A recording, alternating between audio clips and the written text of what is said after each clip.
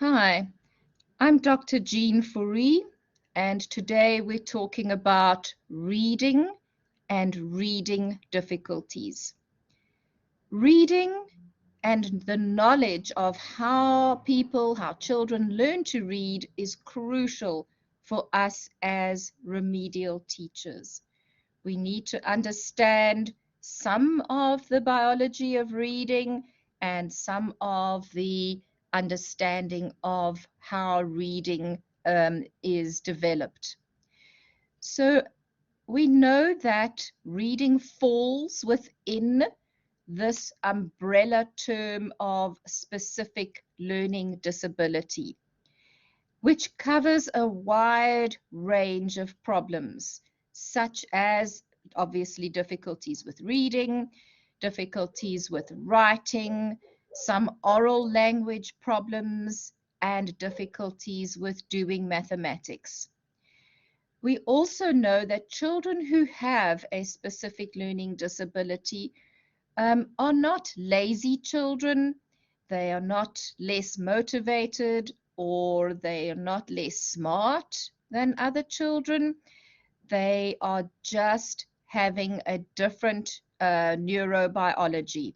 So their brains are just wired a bit differently, and they could have differences in the way that they perceive the world and the way that their brains are looking and taking in the senses and making sense of the text on the page or what they are seeing with regards to maths and so on.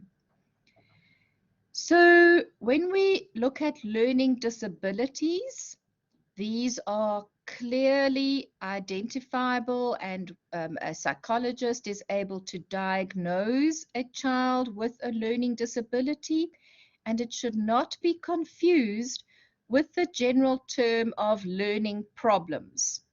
So a child can have a learning problem as a result of a wide variety of other difficulties.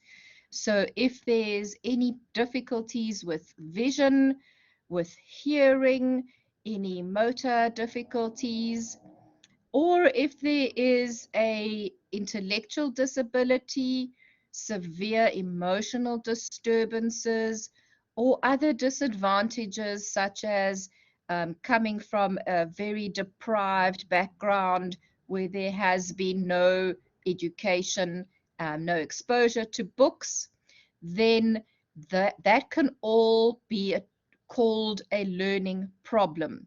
So learning problems have a wide variety of reasons for the child not being able to read or to write or to perform academically at school.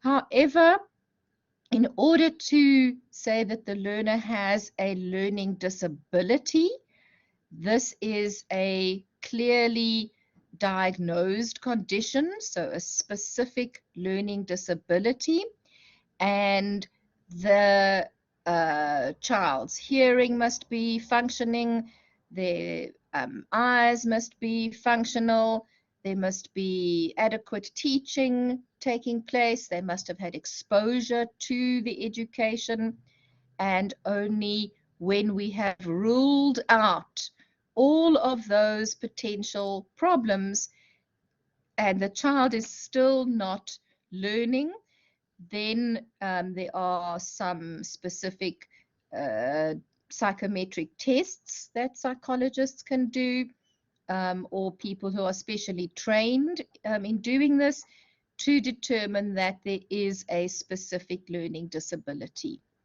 So these problems relating to reading, serious problems with handwriting, serious problems with mathematics, they all fall under the umbrella term of specific learning disabilities. And when we look at the reading disorders in particular, these are ones that are involving significant impairment in the child's accuracy, how they are decoding, The speed of reading is significantly less than what it should be for their peer age group, and they are having real difficulty comprehending what is written in the text. So the extent of the reading problem is significantly interfering with the child's academic achievement at school. They are definitely not achieving according to the same level of their peers, and it could also be interfering with their activities of daily life. So reading the menu, going to shopping, reading the fine print, if you are doing any contracts, doing things at work. Most people's work requires some level of reading proficiency. If we look at the Diagnostic and Statistic Manual of Mental Disorders by the American Psychiatric Association, the version 5 is the current version, and specific learning disabilities fall within this manual, and the reading problems are one of the subsets of a specific learning disability. So there are specific criteria that needs to be met in order for one to make this diagnosis. The person must have experienced this for a specific period of time. It's a long-term condition. It's not just something that can be quickly remediated and fixed. It is chronic. It's going to stay with the child. It's a lifetime condition. And we are going to be looking a little bit more at the reading aspect of specific learning disabilities. So this is a simplified version of what is happening in the child's brain during reading, but we do know that there are generally 3 areas in the brain that are associated with reading. The Broca's area, which is located in the frontal lobe, and that area, these areas highlight, they are activated when someone is reading. There is an area above the parieto-temporal lobe, and we know that that's associated with sounds, because when we're reading, we are either reading aloud and hearing the words, or we are kind of sounding them out in our heads so that we are hearing the sounds silently. And then the section at the back of the brain, the occipital lobe, is involved as well, where the vision occurs and you are seeing the words on the page. So these areas of the brain are associated with seeing and with hearing and with the making meaning of the world. And our brains were not really designed to process text. It is a relatively new thing that we have acquired as humans. Our brains are reusing parts of the functioning that was designed for us to make sense of the world visually and auditory. And so because we are now having to teach us about the code that's written on the page, what the letters and the words mean, we actually have to formally be educated in that the system of reading that is prevalent in that particular society. So these are generally the areas that are used. When we look at reading, it is a complex process. We are analyzing various components. We are looking at the sounds. We're hearing the phonemes, the sounds that in the words. We are looking at the graphemes on the page, the actual letters of the alphabet that are on the page. And we are trying to recognize those, put the graphemes together to make um, morphemes, to make sounds that have meaning. It is a complex process of decoding, um, the listening to the sounds, making the vocabulary, and then putting all those words together in sentences so that they make sense, and trying to find out what is the underlying meaning behind the words that are on the text. So understand that it is a really complex psychological process that is taking place, and it is not one that is very, it's not easy and simple. So for us as teachers, we are really concerned with three main areas in this reading process. How is the child analyzing the words? Are they able to do the basic decoding, the basic ability to take the graphemes on the page and decode them into the sounds that they represent, um, and into the words that are there? So that is all got to do with the analysis of the words. It's the foundation of the decoding process. And without that, there can be no further processes that take place. So once a person has got basic decoding skills, a child has learned the alphabet and learned enough about putting the sounds together to make words, you need to develop fluency in reading. We know that if you are reading too slowly, that the short-term memory does not keep those words in working memory long enough in order to process them adequately.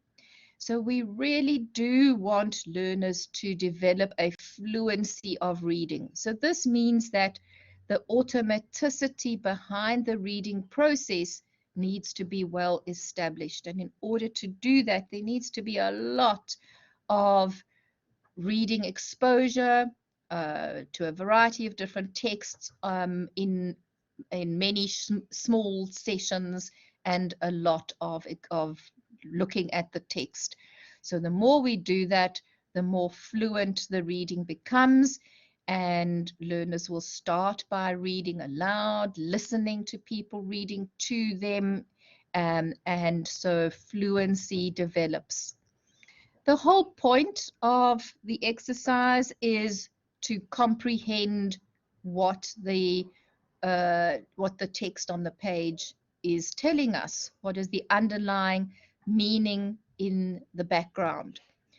So we are looking at the sounds and the graphemes on the text, trying to decode them to make sense. And this is a bottom-up process.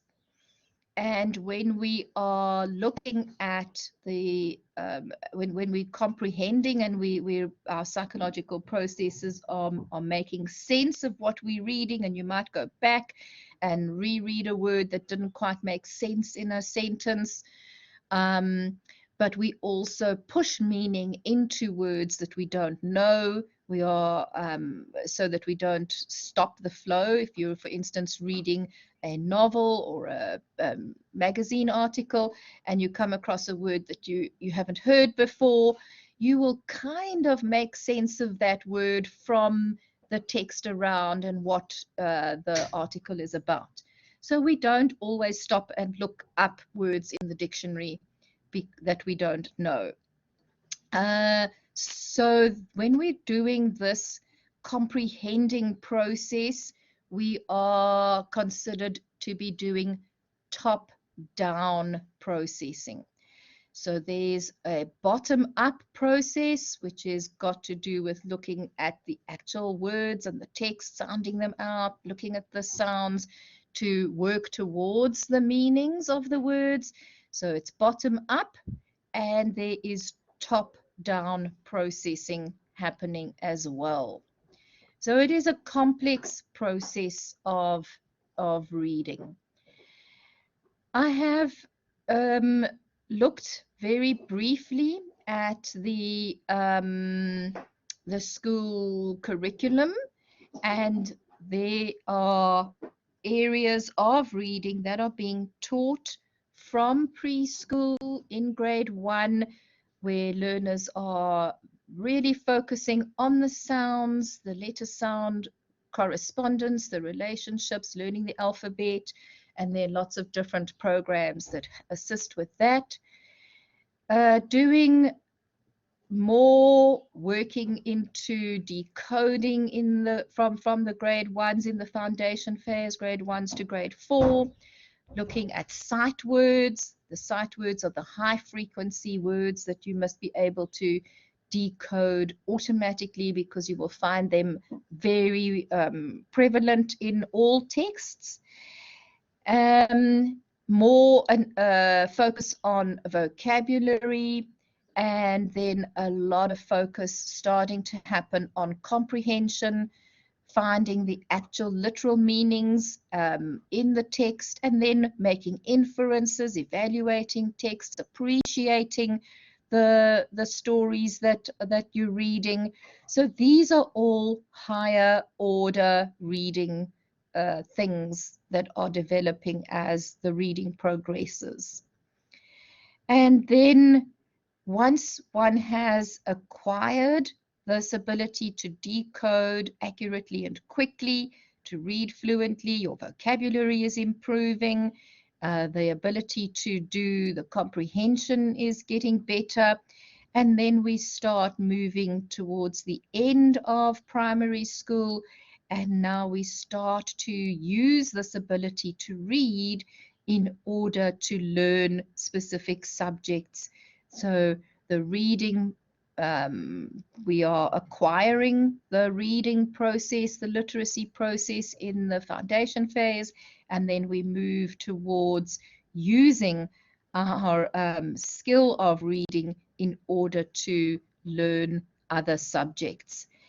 However, we are constantly throughout schooling adding more vocabulary to the child's lexicon, to the list of words that the child knows. They're constantly adding words to that and adding more nuanced appreciation of texts and words as we progress. So just for you to understand that the reading process is embedded in the school curriculum. So this ability to decode the phonemes we know are the building blocks of any language. They are the individual small little sounds that make up a language, and every language has a unique set of sounds. In English, there are 44 unique sounds that make up the English language, and we have 26 letters of the alphabet, is it? That we need to use in order to build up those sounds. So some of the sounds, let's look at the sound of a ch for chair. That sound ch does not have a unique grapheme, so we use a k and a h grapheme in order to make the sound of a ch.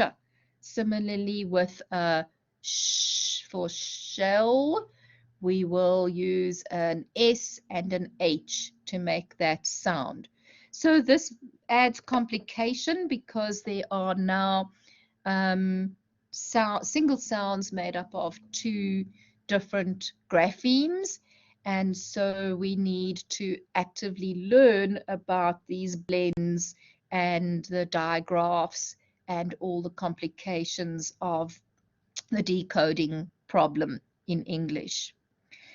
So when people speak about decoding, it's the process of taking the graphemes that are on the page, the words that are written on the page, and building them up into the phonemes or the sounds. So on the page, we might see a B and an A and a G, and we need to decode that into the word B, A, G, bag. And the decoding process needs to be automatic and very quick in order to develop those higher levels of fluency and comprehension that are required. So comprehension is the final psychological process that we're looking for. The ability to read the written material, to process it, and to make meaning behind it. This is all to do with semantics. What are the different meanings? Words are, and there's complexity here. Some words have different meanings, some different spellings. They might sound the same, but have different meanings behind them. And so comprehension is also a complex process that is learned as the child progresses through this process. So we need to be able to decode automatically and make connections between what we are reading and our real world experiences. So when the text is well related to what the child is experiencing, to their world, they are able to comprehend it easier. And then we need to be able to think about what we have read in order to be able to go back, answer comprehension questions, and really understand the inferences, the causal relations, how the story flows, the characters in the story, to be able to make predictions of what is happening in the text. And so comprehension is that crucial final stage that we are looking for.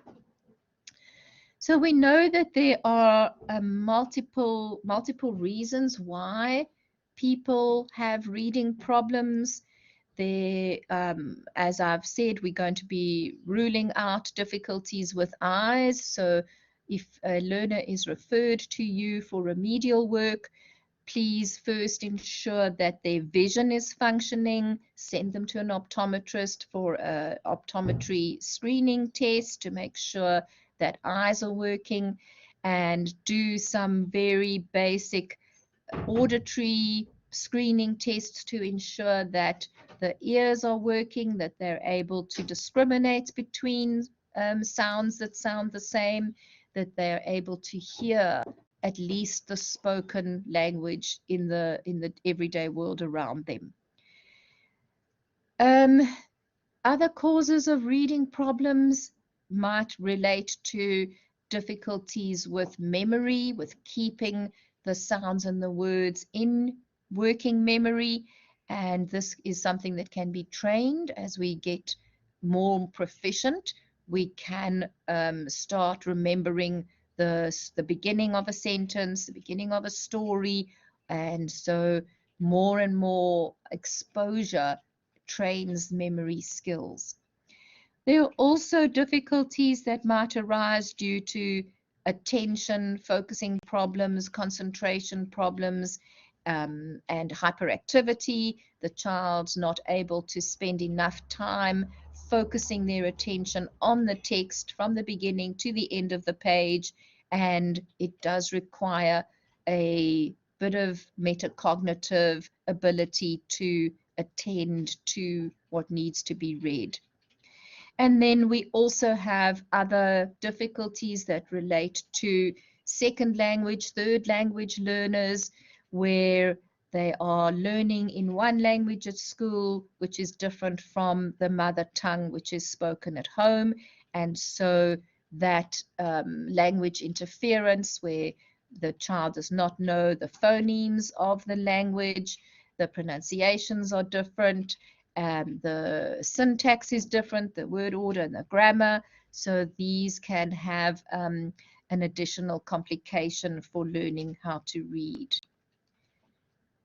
So when we are saying that a child really has a severe reading problem, and so dyslexia is a really severe condition, an inability to be able to decode the lexicon, the words, the written text into the language and understand it, then this is a very severe condition that does require much more intense reading assistance. And there could be difficulties related to auditory processing. We could be hearing the sounds but having difficulty processing them in the brain, linking the sounds and the phonemes and the visual cortex together, and difficulties just generally processing the language. So if we look at a very simplified version of what scientists think are the difficulties with a person who has dyslexia, and they put them under a scan to see which areas of the brain are activated during reading.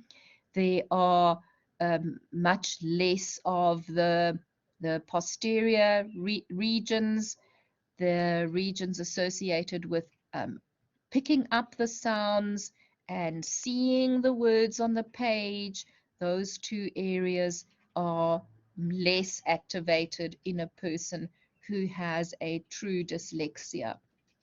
And so we know that there is some neurological architecture of the brain that is contributing to this reading problem. And the person will need much, much more active and very concerted assistance with overcoming this difficulty of dyslexia.